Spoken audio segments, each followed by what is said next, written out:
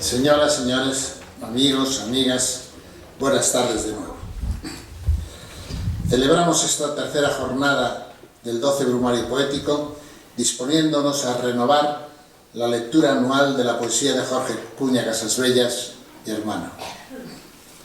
A este lado del escenario intervendremos en la recitación Isabel García Uría, Rosario Miloro, Mari Carmen Ramírez y yo mismo.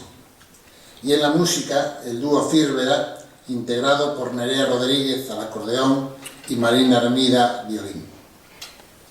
Vaya a ellas, a Nerea y Marina, la dedicatoria de este día, pues pronto ustedes podrán comprobar la excelsa maestría de su ejecución musical, como nosotros tuvimos la ocasión de hacerlo el año pasado, cuando ambas jóvenes intervinieron en el 11 Brumario Poético. Por boca de Sócrates se expresa en el diálogo platónico Fedón que toda la vida de los filósofos es una meditación de la muerte. Siendo esta máxima veraz, y nosotros la consideramos en gran medida ajustada a los hechos, debería aplicarse, con mayor razón si cabe, a la actividad de los poetas, pues no deja de ser la tarea fundamental del oficio poético el intento inacabable de dar respuesta a las inquietudes más hondas del ser humano. Y entre ellas, el inevitable naufragio de la vida ante la laguna de la muerte no es la menos importante o decisiva. Por otro lado, la verdad que compete a la muerte, al menos la que corresponde a la muerte concebida como el final de nuestra biografía física, es inaccesible para la filosofía o la ciencia, pues la muerte, aunque fatal e inevitable, es un acto incierto en sí mismo, sobre todo en lo que a su significado y sentido últimos se refiere.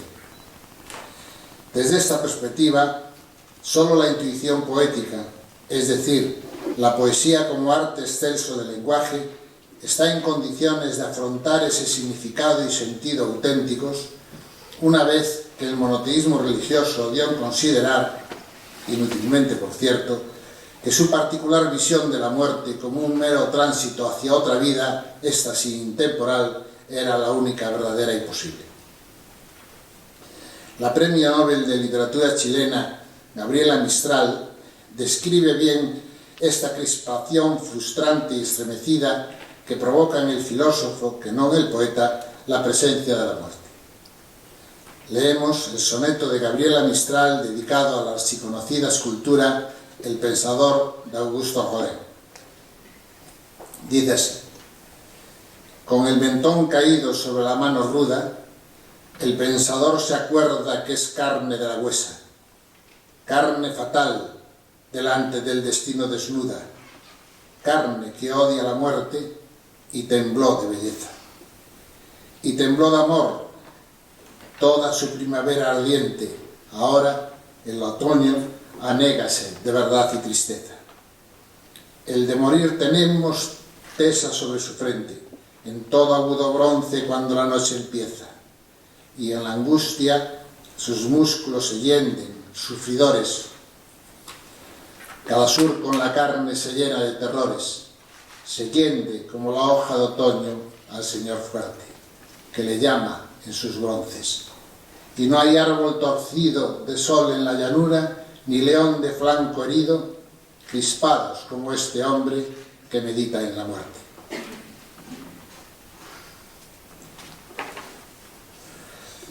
Bajo esta consideración de la preeminencia en estas restringidas cuestiones del saber poético sobre la opinión filosófica o el dogmatismo religioso, elegiremos como temas centrales de hoy algunos de los elementos y figuras en las que la reflexión sobre la muerte aparece en la obra poética de Jorge.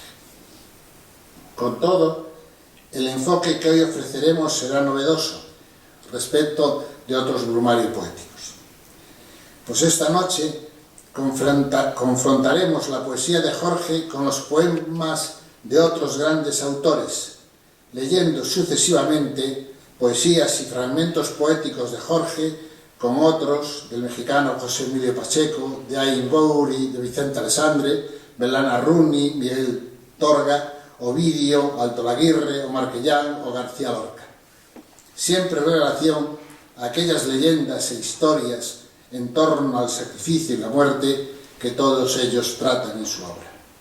El ave fénix, la serpiente, la parábola del caballero y la muerte jugando al ajedrez, la inmortalidad de los amigos, el sacrificio de Isaac o la muerte de Narciso. Y ahora, llegados a este punto, debemos puntualizar unas pocas cuestiones relativas a los planteamientos poéticos y vitales de Jorge, sin los cuales apenas podríamos abordar hoy su semántica poética en todo su alcance, profundidad y originalidad. En primer lugar, Jorge no era religioso y en consecuencia desconsideraba la mera posibilidad de una vida futura, física o espiritual del difunto.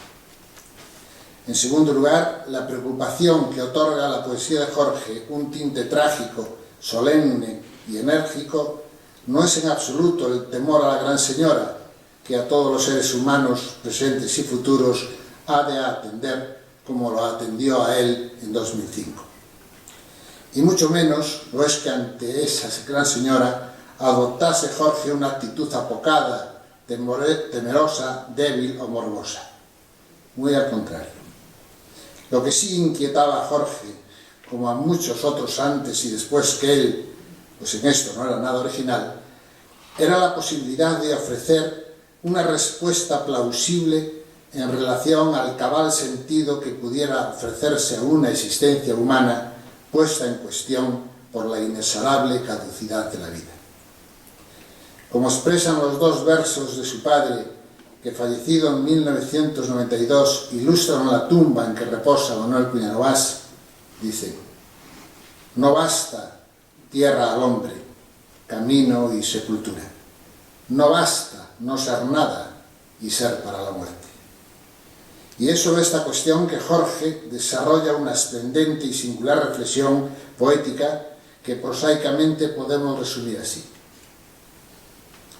Es la propia entereza de la vida, o la vida llevada con entereza, la que logra vencer por sí misma la muerte, o, si lo preferimos así, a cualesquiera muertes que nos pueda ofrecer el destino.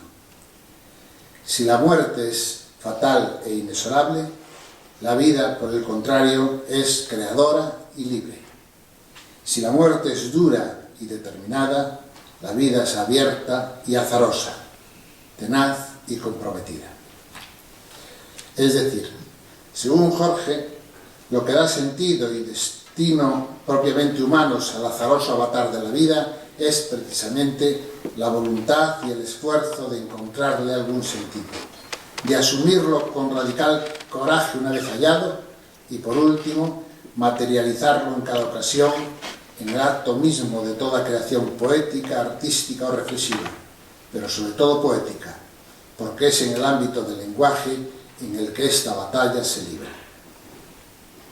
Se trata de un novedoso y penetrante apremio antropológico del pienso, luego existo, de Descartes. Es la caña pensante de Pascal, temblorosa y agitada por el viento, anonadada entre los dos infinitos que la circundan, la nada que precede al nacimiento y el no ser eterno. Es el inquieto perro de Unamuno y su anhelar oscuro, cristalizada la mirada intentando comprender el misterio que lo envuelve. Es también el poeta Jorge Cuña o cualquier otro artista innominado, el creador de toda suerte, que enfrentándose a los límites que lo cercan, a las determinaciones y códigos establecidos que lo aprisionan. Pues como señala el poema del Tao Te Ching atribuido al sabio chino Lao Tse, dice: el hombre al nacer es blando y flexible, y al morir queda rígido y duro. Las plantas al nacer son tiernas y flexibles, y al morir quedan duras y secas. Lo duro y lo rígido son propiedades de la muerte, lo flexible y lo blando son propiedades de la vida. Y para mejor entender estos planteamientos en lo que se refiere a Jorge, imaginemos por un instante el relato del origen del universo, la fábula, tal como la describe la ciencia actual. Un huevo cósmico probablemente procedente del colapso de un universo anterior, encierra en su vientre energía y fuerzas desconocidas a las que no rige ley alguna. De pronto, ese huevo originario, de modo ignoto, estalla en una gigantesca explosión cuyos materiales y fuerzas continúan a día de hoy expandiéndose. Fuego y polvo de ceniza nacientes se materializan entonces en estrellas y galaxias, en astros ígneos que chocan los unos contra los otros en terremolinos y catástrofes. Mientras tanto, la creación continúa. Nacen unas estrellas como enormes hogueras atómicas y otras mueren resueltas en ceniza blanca y pesada, con agujeros negros que atrapan todo lo que en ellas se acerque, incluso la luz. En un lugar y tiempo perdidos de esta tormenta genesíaca, unos ojos humanos, ellos también hijos mortales de la misma catástrofe, contemplan embelesados la hermosa bóveda celeste en la que todo parece girar en armoniosa danza. La Tierra, seguida por la Luna, gira alrededor de su estrella cada vez en un año y sobre sí misma cada día. Y todo el universo celeste humano girando en la noche alrededor de un pequeño astro polar aparentemente inmóvil. En este relato, que todos damos por coherente y razonable, se puede preguntar: ¿dónde empieza el hombre y acaba la estrella? ¿Dónde el átomo y dónde la galaxia? ¿Dónde la creación y dónde la destrucción? ¿Dónde la armonía y dónde la catástrofe? ¿Dónde el universo constituido y dónde el caos informe? ¿Dónde lo rígido que se rompe y lo flexible que nace? ¿En qué hora es la llamarada insomne del sol y en qué momento la luz vivificadora del día? ¿Acaso la una, el fuego atómico, no es la condición necesaria, causal incluso, de la otra, de la luz? A este instante pleno, atemporal y continuo, en que el nacimiento y la muerte de todas las cosas se conjugan en un orden cósmico reconocible, en el que Génesis y Apocalipsis se superponen en violenta concordia, amalgamados en esa caótica concurrencia que llamamos realidad, a este episodio en el que creación y destrucción no son dos extremos de una misma cuerda, sino la cuerda misma que se tensiona, en el que amor y discordia no son tampoco dos fuerzas antagónicas confrontadas en el vacío, sino dos modos de la misma pasión, de la misma pugna por colmar la nada de existencia y vida, a ese instante en el que el ser humano y natura, añorándose amorosamente, se diluyen el uno en el otro, a este instante, tal como en la poética de Jorge se refleja, lo podemos nombrar alegóricamente como resurrección o como la serpiente, que una y otra vez muda su piel para renacer renovada, o también como Fénix. Y esa secular y perenne victoria de la vida se manifiesta con toda contundencia en el acto mismo de la creación poética, que no es otra cosa que el acto de renovación y recreación permanente del mundo a través del lenguaje, libre de corsés y afirmaciones caducas y ya insignificantes. Como dice el poema del escritor mexicano José Emilio Pacheco, que ahora leerá Mari Carmen Ramírez, está dedicado al ave fénix, el ave que arde en la hoguera de su propio vuelo para finalmente amanecer en la llama indestructible. Lee Mari Carmen, poema de José Emilio Pacheco, escritor mexicano, el ave fénix.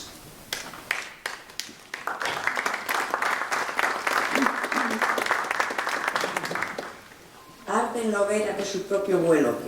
Bajo el cuerpo de la lumbre, ella al sol, su resplandor le atrae y la convierte en ceniza. Viaja su íntima noche, se asimila al leve polvo errante de los muertos, pero entre los desechos se deshace, toma fuerzas del caos, se teje en luz y amanece en la llamada indestructible.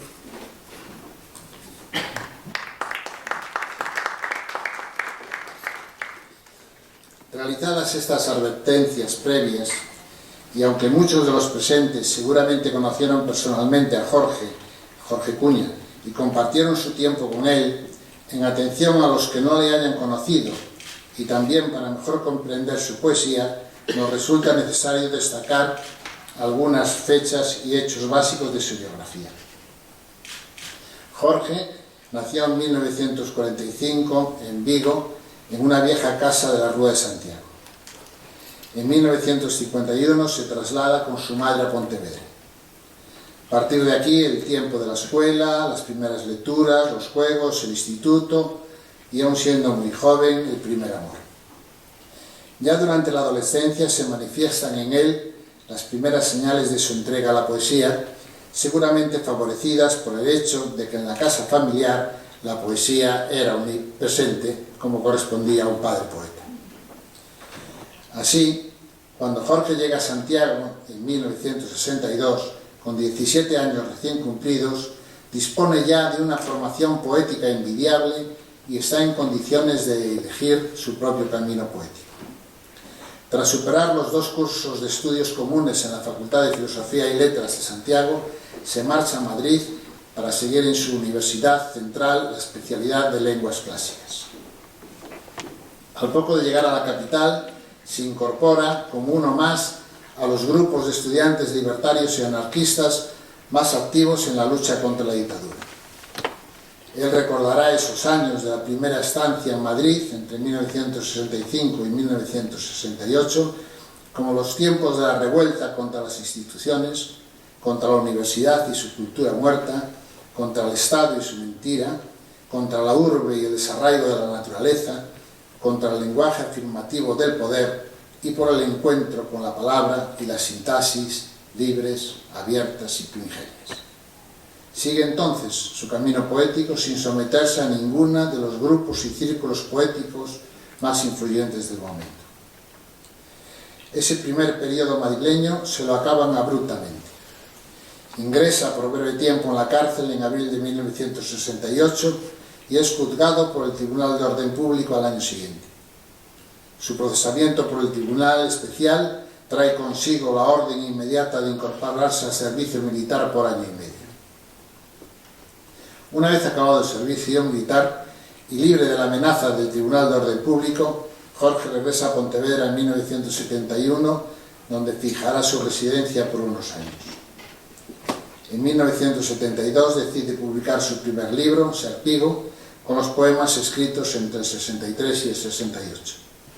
También en esta época pontevedresa, en la que ejerce como profesor en la Academia Germinal, se gesta el que será su segundo libro, Molocho. En el 77 se marcha de Pontevedra, primero a Madrid y después a Orihuela. En la ciudad alicantina cofunda la revista poética Empireuma, que todavía hoy sigue publicándose. Después regresa a Madrid. Allí publicará su tercer libro, Mantis, en la colección de poesía de Ediciones Libertarias. Son años muy difíciles para Jorge desde el punto de vista personal, en los que se agrava su cada vez mayor dependencia del alcohol. Afortunadamente, a finales de los 80, dará un giro absoluto a esta situación y por el solo valor de su voluntad e inquietud creadora, se libró en el último momento de tan penosa como frustrante enfermedad. A finales de los 80 regresa a Pontevedra y es aquí donde resuelve definitivamente sus problemas anteriores con el alcohol y encuentra la paz de espíritu y despliegue de la inteligencia necesarios para producir el último de sus libros, Hipofanías, cuyo valor poético y formal es, a nuestro juicio, extraordinario. 2 años después, en 2004, a los 59 años, fallece en Pontevedra, víctima de una cruel enfermedad. Hagamos ahora una breve pausa en este discurso poético biográfico, ya que nuestras jóvenes amigas del dúo Firveda, Nerea Rodríguez y Marina Remida, interpretarán al piano al acordeón y al violín la pieza Breme, de Gorka Hermosa.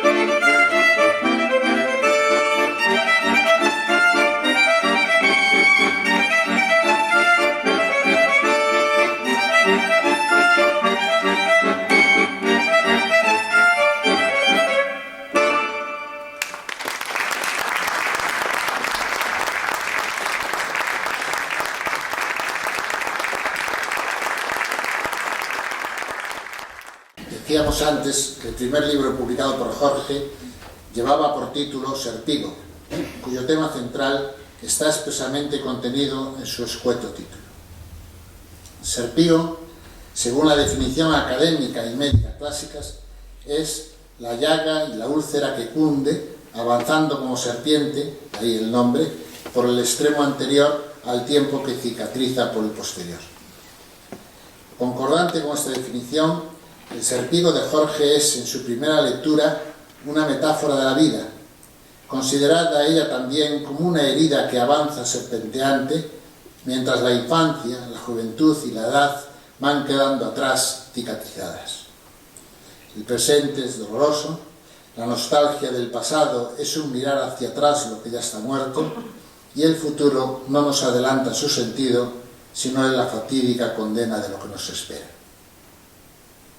Ahora bien, ¿qué significado hemos de atribuir a semejante desvivir cicatrizándose entre dos oscuridades, entre estas dos nadas, la que precede al nacimiento y la que sigue a la muerte? El poeta Vicente Alessandre escribió en 1954 el poema titulado Entre dos oscuridades, un relámpago. En esta poesía trata de responder a la misma pregunta universal que 20 años más tarde formulará Jorge. Pero si en Jorge la vida queda definida como un serpigo, como un desvivir cicatrizándose, Alessandre entibia y en cierta medida elide el drama subyacente a la pregunta con el consuelo de que el relámpago que ilumina la vida misma, alumbra a una pareja amante. Lee Isabel, el poema de Vicente Alessandre, Premio Nobel de Literatura, Entre dos oscuridades, un relámpago.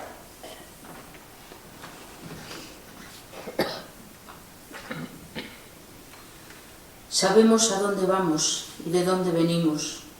Entre dos oscuridades, un relámpago. Y allí, en la súbita iluminación, un gesto, un único gesto, una mueca más bien, iluminada por una luz de estertor. Pero no nos engañemos, no nos crezcamos. Con humildad, con tristeza, con aceptación, con ternura, acojamos esto que llega. La conciencia súbita de una compañía, allí, en el desierto, bajo una gran luna colgada que dura lo que la vida, el instante de darse cuenta entre dos infinitas oscuridades, miremos este rostro triste que alza hacia nosotros sus grandes ojos humanos y que tiene miedo y que nos ama.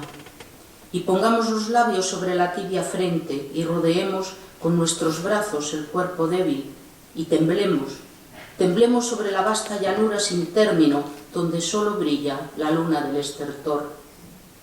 Como en una tienda de campaña que el viento furioso muerde, viento que viene de las hondas profundidades de un caos, aquí la pareja humana, tú y yo, amada, sentimos las arenas largas que nos esperan. No acaban nunca, ¿verdad? En una larga noche, sin saberlo, las hemos recorrido, quizá juntos o no, quizá solos, seguramente solos, con un invisible rostro cansado desde el origen, las hemos recorrido.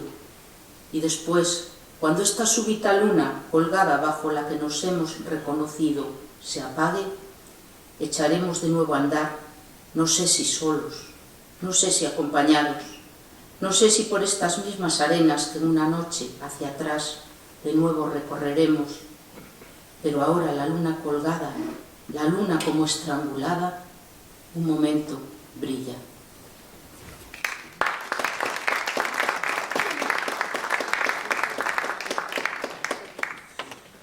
Sin embargo, tanto en Serpigo como después en Moloch y en Mantis o Hipofanías, Jorge ofrecerá a esta indeclinable pregunta una respuesta poética muy diferente a la de Vicente Alessandre. Pues para Jorge nada puede aliviar la crudeza de la pregunta, nada que no esté contenido en ella misma. Pondremos como ejemplo el canto segundo del Serpigo. En este himno de Jorge, la existencia humana, la vida, no es más el mero relámpago que citaba Alessandre, sino una isla cercada, solitaria y náufraga, sobre las nadas oceánicas que la circundan. Sobre esta isla, la naturaleza, la vida, escenifica su danza, un contrapunto de orgías, una pantomima, mientras la isla se sumerge cercenada, muerta, en los hondos pantanos de su burla. Y todo ello de modo que en el encerado negro de la noche quede quebrada la tiza para siempre. Canto segundo de Serpigo de Jorge. Miles de sueños giran en torno de las paredes, buscando aires lejanos y marinos, magnitudes todavía no alcanzadas, espantos todavía no medidos. Pero todo está aquí anclado en embriaguez de metales y cadenas, en herramientas aún no usadas, en perdidas construcciones y en orgullos y números decapitados. Aquí está todo anclado, en esta isla cercada, solitaria y náufraga, entre las constelaciones soñadas en las que crece estéril el hierro y la palabra. La naturaleza se disfraza en un contrapunto de orgías y aves arrebatadas. Los huracanes y las olas juegan su pantomima, y la risa y la marioneta y el bufón se despiertan. Las paredes se estremecen y la isla se sumerge cercenada en los hondos pantanos de su burla. Los océanos se funden, danzan la acrobática danza de la muerte y se pierden curvándose en remolinos grotescos. Y en el encerado negro de la noche queda quebrada la tiza para siempre. En el siglo IX, el poeta y místico sufí Mevlana Rumi, refugiado en la ciudad turca de Konya, fundó la cofradía islámica de los monjes giróvaros y a ellos ofrece una lección con formato poético, una lección para sus discípulos danzantes que deben repetirla una y otra vez en la medresa de Konya. Lee Mari Carmen el poema de Rumi, Danzar no es levantarse sin esfuerzo.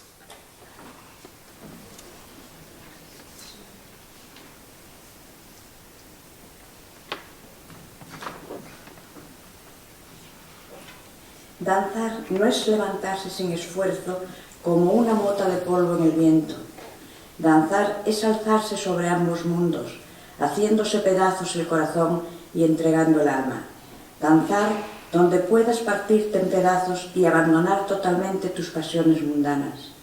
Los hombres de verdad danzan y giran en el campo de batalla, danzan en su propia sangre.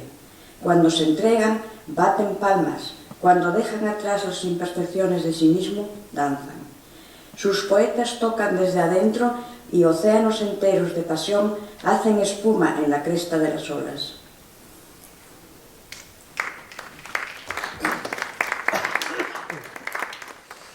Jorge, que citaba y comentaba con mucha frecuencia este poema de Rumi, ofrecerá en su poética una versión muy distinta de esta cósmica danza.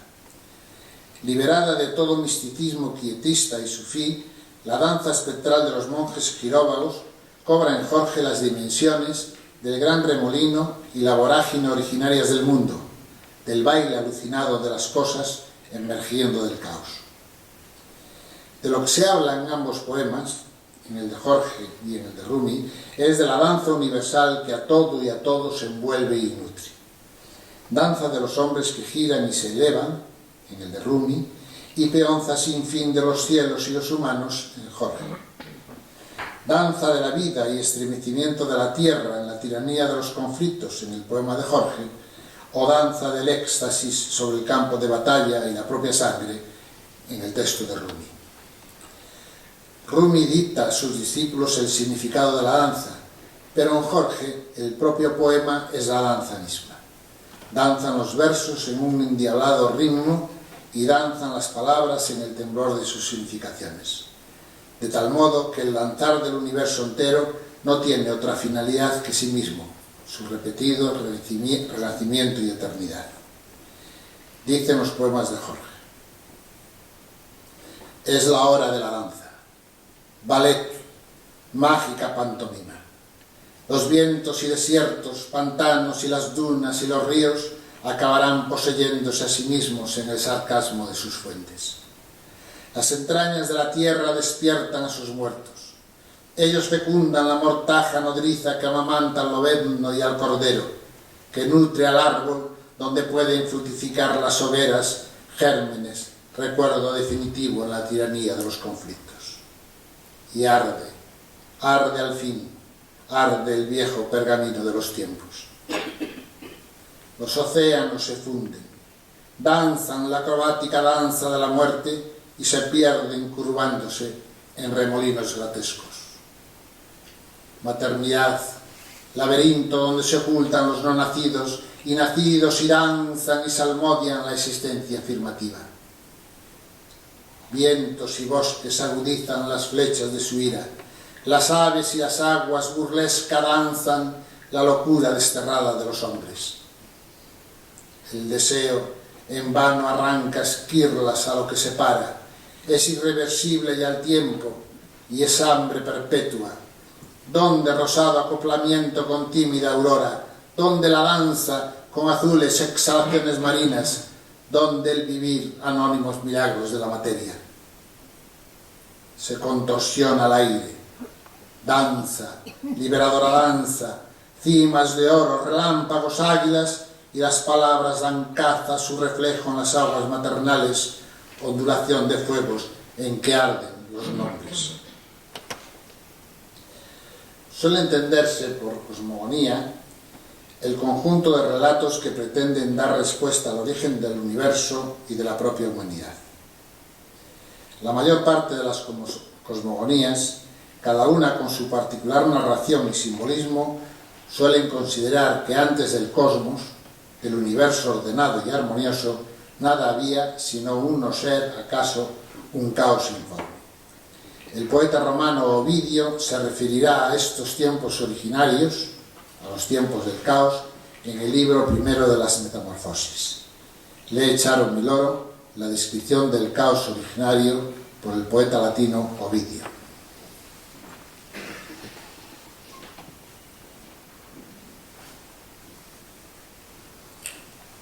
Antes del mar, la tierra y el cielo, que todo lo cubre, mostró la naturaleza en todo el mundo un único rostro.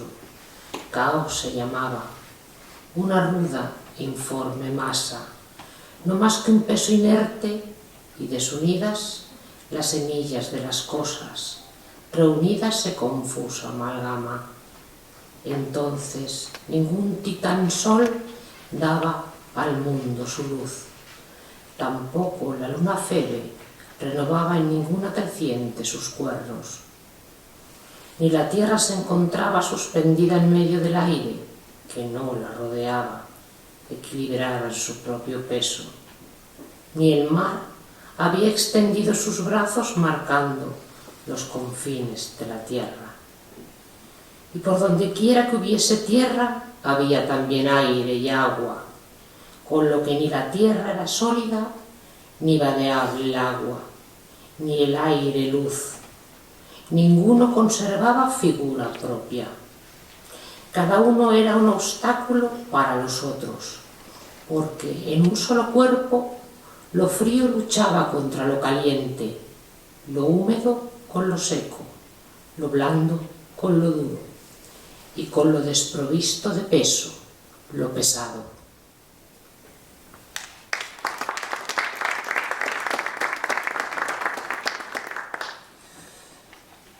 En algún instante desconocido, el instante sagrado por excelencia de este caos originario, surgirán y vendrán a la existencia las divinidades primigenias y tras ellas los dioses, los hombres y las cosas. Un grupo importante de los relatos cosmogónicos ancestrales y antiguos, ya desde la Edad Antigua, culminan sus relatos cosmogónicos con la entronización del orden en el universo, al que tanto los dioses como los seres humanos deben prestar reconocimiento y someterse. Pues ese orden deviene garante de la armonía universal así establecida por el Dios principal. Y ello por más que persista por siempre la amenaza insomne de que el cosmos llegue a quebrarse y todo regrese al caos y la incertidumbre originarias. Sea la rebelión de los titanes contra Zeus y el Olimpo, sea la rebelión de los ángeles rebeldes contra Jehová, sea la rebelión de las divinidades oscuras contra el imán, el caso es que la amenaza al orden está siempre ahí, al acecho. A fin de conjurar esa amenaza, en todas las comunidades humanas se establecen ritos que renuevan constantemente el reconocimiento al orden divino y sus personalizaciones, de modo que el poder se afiance en el corazón y la mente de los súbditos adoradores. Del orden natural sagrado se pasa al jerárquico entramado celeste. Pues bien, la cosmogonía y la poética de Jorge van en dirección contraria a la que es común en la mayor parte de estas tradiciones teológicas y religiosas y a las doctrinas de todo tipo, también poéticas, asociadas a ellas. Pues para Jorge, ese orden establecido por la jerarquía celestial y su fruto, la armonía universal, son en realidad la mayor mentira. Un cuento de probada eficacia simbólica, pero que busca justificar, y de hecho lo logra, la jerarquía terrestre. En términos profanos, el homólogo actual al orden cósmico olímpico es para Jorge el orden estatal, del mismo modo que la narrativa actual homologa la genealogía de los dioses es la historia, con mayúsculas y su servidumbre. Así pues, para Jorge el orden y la armonía exaltados en las mitologías tardías no son más que una máscara. Esta sí monstruosa, pues el instrumento principal que el orden usa, no solo para instituirse como tal, sino también para perpetuarse, es el lenguaje, cuando éste solo debiera ser lo que en el fondo sí es, la arcilla que crea al ser humano, el instrumento y la fuerza que más allá de la pura experiencia sensorial o estética, dota de sentido, simbolismo y significado colectivos a todas las demás expresiones humanas.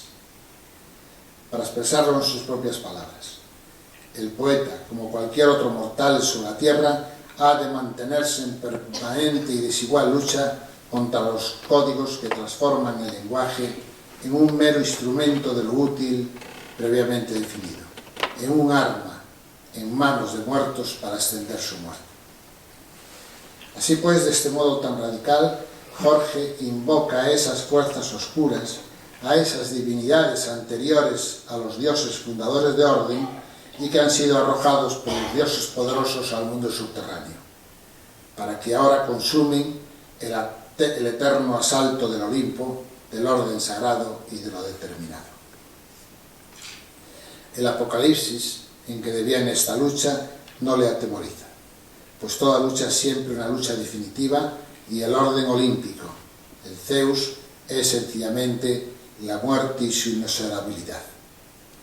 Pero frente a la fatalidad de la muerte está también la imperativa fatalidad de la vida, que pugna y batalla de modo incansable. Y esta es la tensión que expresa Jorge en su poemario, sin que quepa duda de qué bando escoge.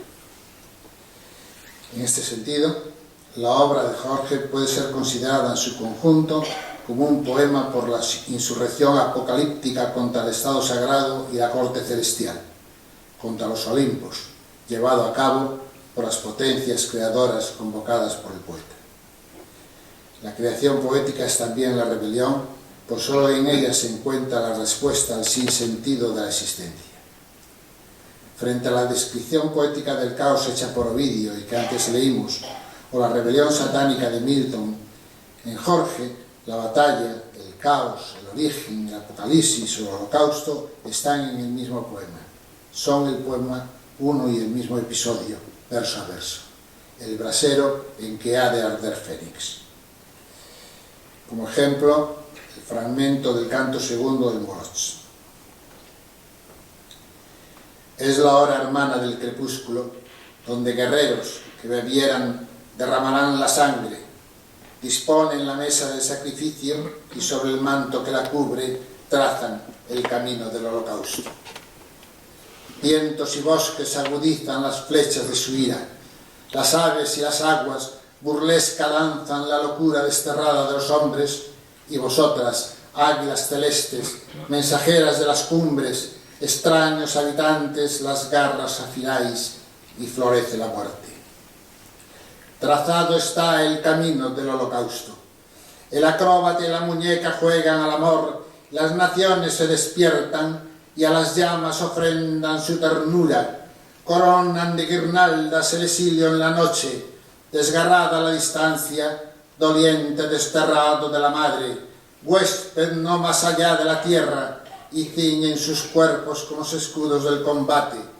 Fortaleces del hambre que se devora a sí misma, entonad naciones los cantos de guerra, entregad al vértigo de la catástrofe el juego de los jardines donde edificasteis la tortura de los enanos y gigantes, látigos y dientes de la palabra que niega o afirma, disfrazados golpes de metal, las máscaras ciegas de cemento donde se oculta estentórea la risa del verdugo. Entonad naciones los cantos de guerra, el camino del holocausto está trazado. Resplandeced un instante entre las llamas espirales, volved el rostro cercado por la serpiente arcoíris a la catástrofe y la muerte de los pueblos sea definitiva. Que el banquete de lo nacido se dispersa a los vientos. El hacha primordial corte el árbol luminoso de la existencia y estéril se derrame la savia por mundos innumerables. Azotarán las montañas tempestades de sal y azufre, herirán las llanuras, abrirán rojizas llagas donde crecerá lo maldito para la tierra, sexo tumba tú, ya desunida de lo nacido, engendrarás estartores, rechazarás lo que vive en tus entrañas, y tú, ya desunida de lo nacido, la mortaja solo puede cubrirte, y devorarás como cadáver lo que habita en tu vientre. Que los días y las noches se desvanezcan, que fluyan los ríos sin destino, sin nombres ni palabras, fluyan sin destino los ríos en el incierto.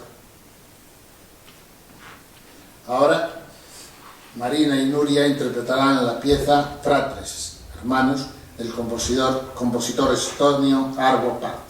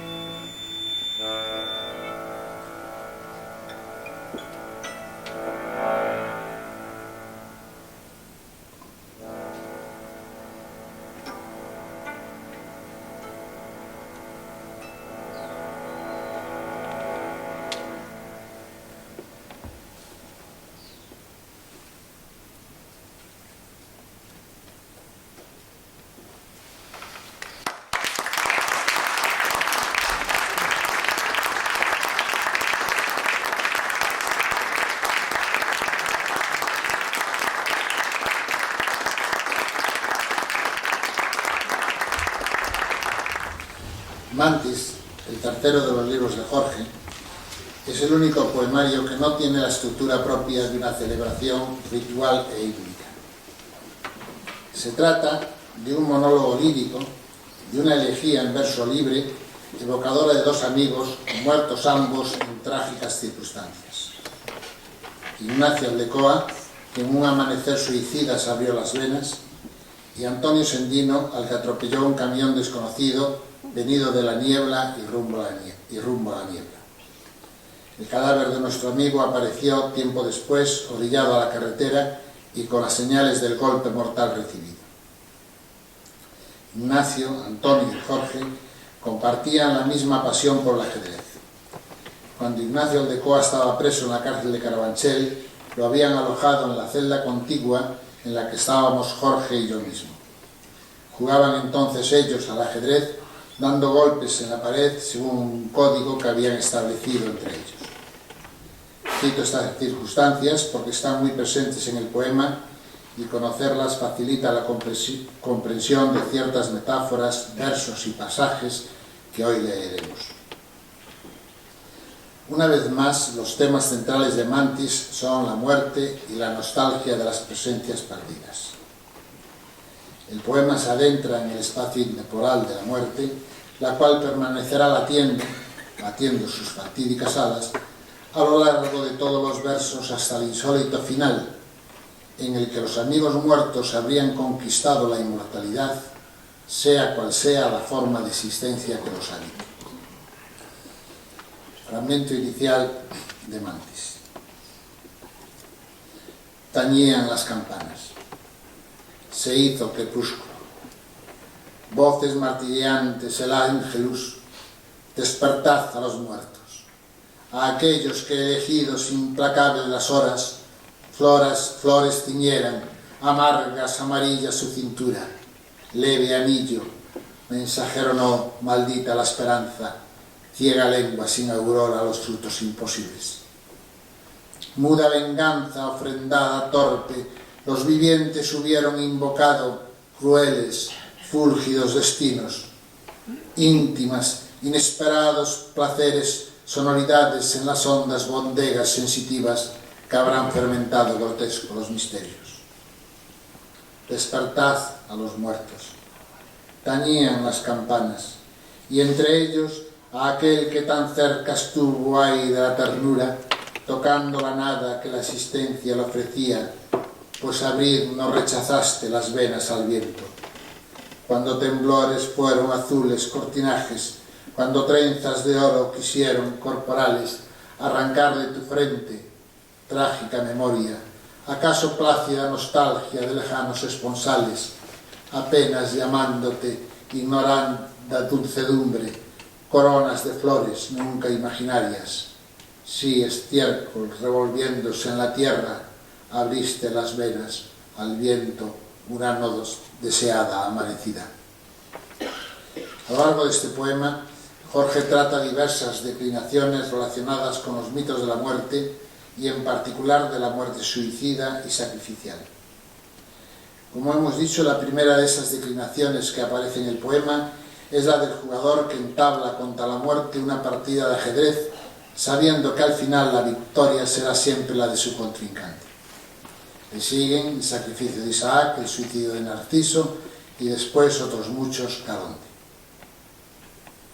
El poeta persa del siglo XII, Omar Khayyam, y el poeta contemporáneo portugués Miguel Torga abordaron, cada uno a su modo, esta dramática fábula, en la que sobre el tablero de ajedrez se libra la permanente contienda entre la vida y la muerte, sin que para los jugadores haya nunca marcha atrás. Leerá Mari Carmen el poema de Omar Khayyam, el Rubaiyat de Omar Khayyam, y luego Isabel, acto seguido, el poema Medida de Miguel Torga.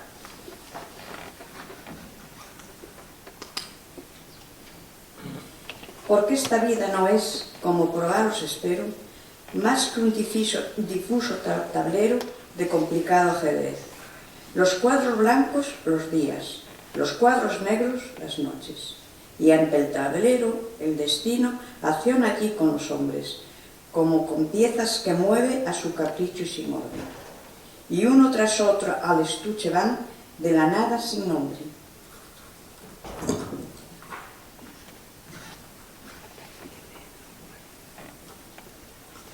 Juego contra el destino, cada minuto, cada desafío, libre en este baldío de la libertad humana. Arriesgo la conciencia de mis actos en la ruleta de la suerte. El triunfo y la derrota no me importan.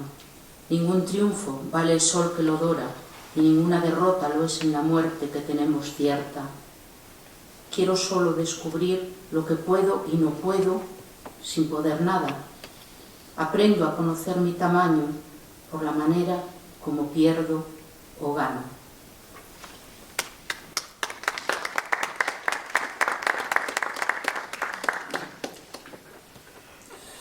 En el poema de Jorge, sin embargo, quienes juegan la partida de ajedrez sobre el tablero de la muerte son precisamente los dos amigos frente al poeta que los añora. Ellos y Jorge librando, mientras el que vive desee, la suerte de todos ellos a ambos lados del tablero. En la frontera entre la vida y la muerte, del muro de la cárcel en el que si a un lado anida la existencia y la nostalgia, en el otro juega la sombra invocada. Fragmento de Mantis de Jorge en relación al caballero y la muerte. Vuelve, recuerda, fuiste, era la cárcel, fuiste en la pared contigua invocado. Dime los golpes, peón, 4, rey, era la vida. No sé qué gesto fue la muerte. Recios ventanales repiten incesantes, nudillos en los hierros que abortan esperanza. Y también, siéntate a la mesa, amigo mío. El tablero de ajedrez está dispuesto. Nuestros dedos mueven como hilos engañosas marionetas de un imposible condenado. Se desplaza o el caballo, juega el peón o la torre. Gesto definitivo, no atrás. El error era la culpa. Solo el azar ama tanto lo determinado. El segundo mito que aparece en el Mantis de Jorge es el de Abraham, que se dispone a matar a su primogénito Isaac sin reconocer que su hijo era sí mismo, como dice Jorge en el poema. Ajin Gouri, poeta hebreo, nació en Israel en 1923. En el poema que ahora leeremos evoca el relato bíblico del sacrificio de Isaac. El punto crucial de la poesía se alcanza en los dos últimos versos. Se plantea en ellos la naturaleza del legado o herencia transmitida por esta historia bíblica a las futuras generaciones de hebreos. Conservarán los descendientes de Isaac para siempre la cicatriz de una herida indeleble representada por el cuchillo, probable metáfora del genocidio sufrido a manos del nacionalsocialismo alemán. Leerá Carmen Herencia, de Ajin Gouri.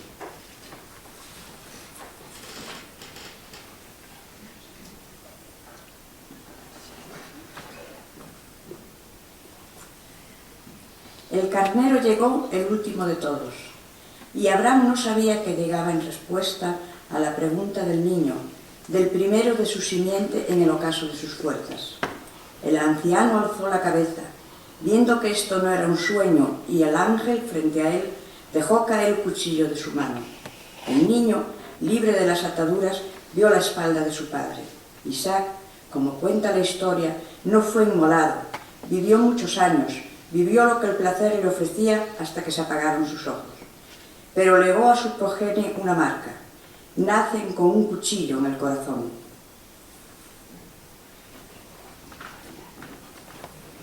Sin embargo, en el poema que ahora sigue, la parábola del viejo y el joven del escritor Wilfred Owen, la tentación del asesinato permanece, de modo que la sordera y la ceguera de Abraham al instante del primer llamado son llevados al extremo. Este poema fue escrito en 1918, poco antes de morir su autor a los 25 años en la batalla del Canal de Sambre, poco antes del armisticio de la Primera Guerra Mundial. Lee Isabel, la parábola del viejo y el joven.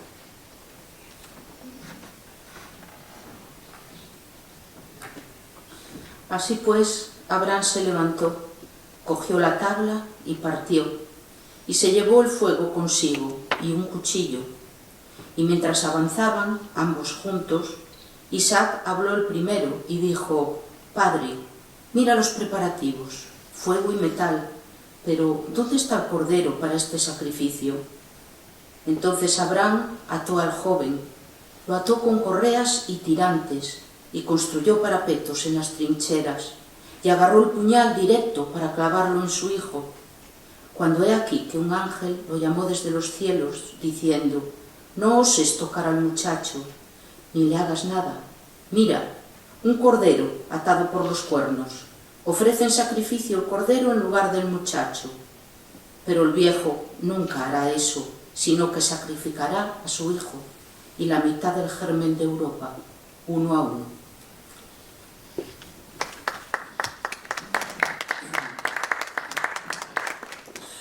El fragmento del Mantis de Jorge, en el que se aborda el generacional sacrificio de Isaac, lo plantea como que allí donde se anida el deseo, nace el signo indeleble de la especie. Y su interpretación está mucho más cerca de lo sugerido por Guilford Owen que lo expresado en el poema anterior de Ayn Gowrie. Dice Jorge: «Recuerda tú también, recuerda, amigo mío, siéntate. En la mesa ignorabas las palabras, los hilos torpes que tejen árbol a tierra, tierra a cielo y cielo a la llamada. Signo de Abraham caído en tu frente. Ignorabas las palabras. Había cumplimiento. Mata siempre el padre en su deseo a hijo que no reconoce era a sí mismo. Rechazaste el crimen y tú la víctima, Isaac, de los más altos amores, sin preguntarte siquiera si era la nada o sueño de la nada lo que dejabas vivir. Ni los ángeles detienen la mano del verdugo si el milagro los espanta». Como ustedes conocen muy bien, multitud de poetas y artistas de todos los tiempos y geografías se sintieron concernidos por el mito del joven Narciso y la ninfa Eco. Desde Ovidio, el primero en narrar el mito, hasta hoy, la lengua española viene acogiendo en grandes textos poéticos la leyenda de Narciso y Eco, desde Lezama Lima hasta Cernuda, Manuel Altolaguirre o Federico García Lorca, cada uno con su particular recreación e interpretación. Primero leerá Charo el poema Narciso, del poeta de la generación del 27, Manuel Altolaguirre. Acto seguido, Mari Carmen leerá Narciso, de García Lorca. Y después, Charo leerá Narciso Amor, también de Federico García Lorca.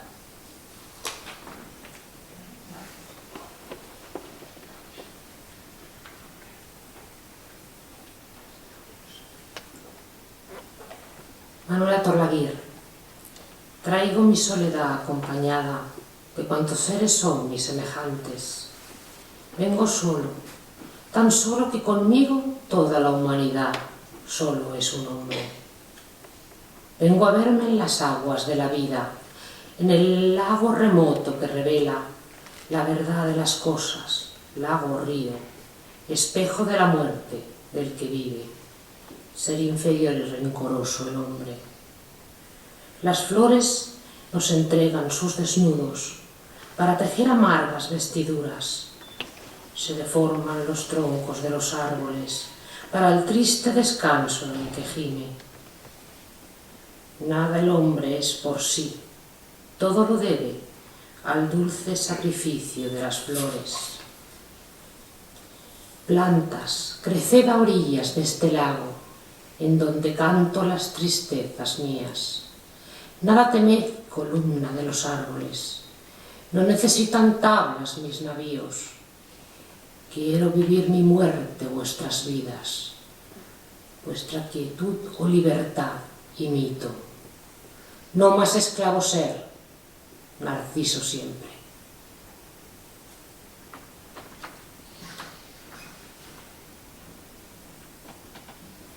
Niño, que te vas a caer al río. En lo hondo hay una rosa y en la rosa hay otro río. Mira aquel pájaro amarillo. Se me han caído los ojos dentro del agua. Dios mío, que se resbala, muchacho. Y en la rosa estoy y yo mismo.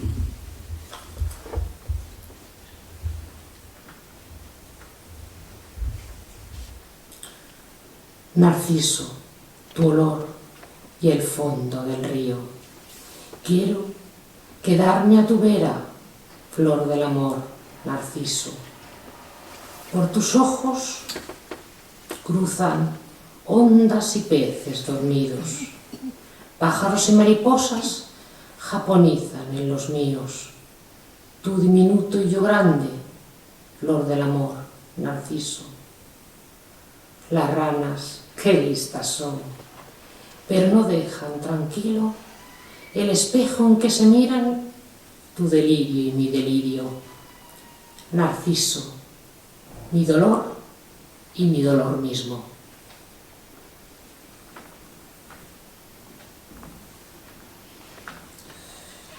Quizás sea en este episodio la muerte de Narciso, central en el poema, cuando el texto de Jorge alcanza su mayor complejidad conceptual, pero también cimas de la belleza poética. La transformación de Eco, cuya tristeza por el despecho de Narciso le consumirá el cuerpo y solo quede en el aire la voz, condenada a repetir las últimas sílabas de los otros, sin palabra propia, pero también la transformación de Narciso en el mar que le acoge, prendido su cuerpo de algas y perdidos sus bucles de oro en las olas imantadas por la luna, y sobre todo la ausencia que los suicidas como Ignacio Aldecoa y probablemente Antonio Sendino dejan tras de sí, nutren este extraordinario fragmento de la elegía. Fragmento de Narciso que saluda a Narciso de Mantis de Jorge. Qué perversa ambición hostiga a poseer desvarío. Actos, gestos, pensamientos, imágenes que los huyen. Responde solo y llora cándido amor imposible, oculto Narciso cada hombre que no reconoce su deseo. Triste amor imposible aún más allá que todo lamento. Ardorosa súplica, quietud, instante mentida compasión. Inmóvil ahora, sublime identidad de espejos ilusorios. Qué plácido cuerpo no encuentra en otro uno su cuerpo amor, lumínica alegría si al unísono sucediese suave, púdica, más alta posesión. Pronta desvanece, fantasmagoría vanas identidades. Incansable no detiene el tiempo piadoso siquiera un instante. Llora Narciso, llora amor imposible, otro amor, llora, era la muerte. Qué horror de campanas, mustio los tormentos, las aguas ciñeran amargas, amarillas su cintura, voces martillantes. ¿Quién sabe sino tú la muerte mar? Coronado de líquenes, ahogado, será hijo de certidumbre, hombre verde, escupitajo en las arenas, si la alforja no desprendida guarda en su costado ansias que fueron recuerdo entre los vivos, por soberbio en sendero ilimitado. Estatuario puso fría escuadra de tiza, líquidas presencias estancadas. Avizorantes diques de metal, permanece rígido el pensamiento.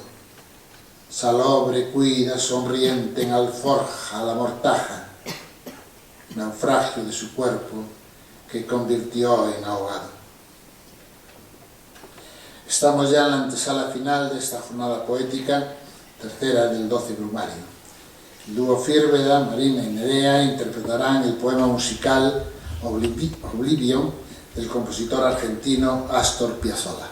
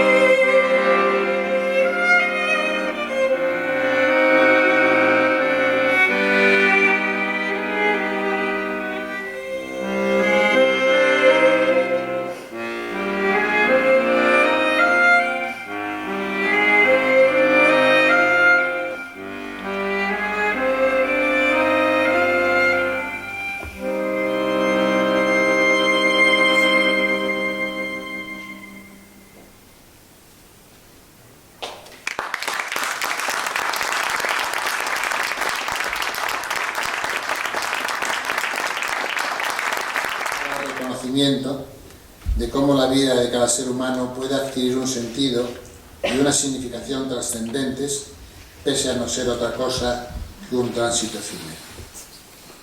La clave según Jorge, está en la voluntad de vivir, de ser, pero no de cualquier manera. No se trata para el ser humano de sobrevivir, sino de vivir plenamente, convocando a su andadura todas las fuerzas de la naturaleza en las que sobreabunda ese mismo espíritu y esa misma voluntad. Como escribió el filósofo Schopenhauer, la voluntad de ser es manifiesta en todos los seres de la naturaleza, orgánicos o inorgánicos, en la gota y en la ola, en el electrón que gira y en la estrella que fulgura, en el animal que se duele y en la planta que crece. Pero solo el hombre puede, a partir de esa voluntad que vence a la muerte, ofrecerle un sentido a su batallar.